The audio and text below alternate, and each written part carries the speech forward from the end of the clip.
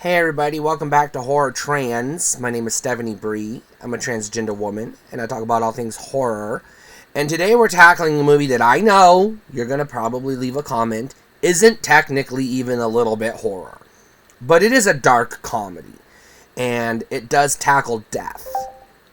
And it's got some disturbing images in it. And a kind of dark subplot.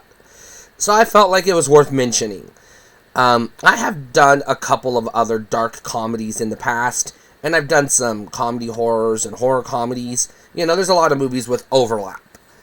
So I felt like this one was appropriate to talk about because I discovered this movie in a thread on a movie forum website that might not even still be around, and I'm not going to identify for reasons.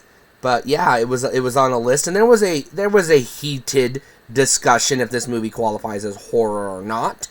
And I decided to go ahead and watch it, and I loved it.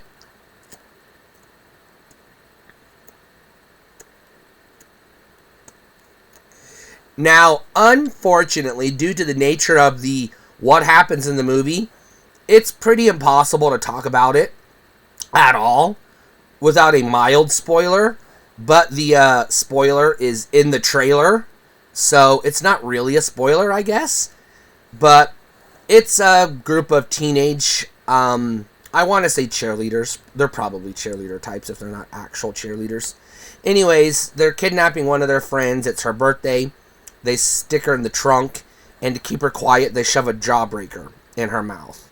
But somehow they hit a bump in the road, and the Jawbreaker gets lodged in her throat, and she chokes to death on their way to school. And now they're stuck with a dead body in the trunk of the car. And the rest of the movie is, like I said, a dark comedy dealing with how these girls cope with knowing that they accidentally murdered their best friend. And you've got, different characters coping in different ways. And ultimately, spoilers, heavy-duty spoilers, they end up framing somebody else for the murder.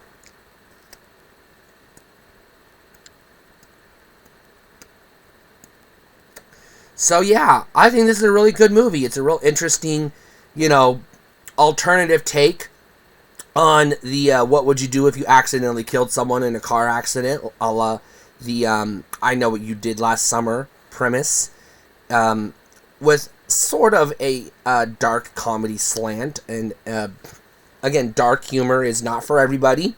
You might not find this movie funny at all. You might find it morbid and disturbing, which is good. If you're into horror, that's what you're looking for.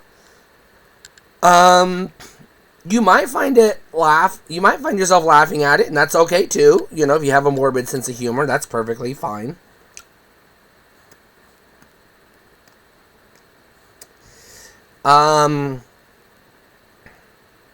Notable cast members.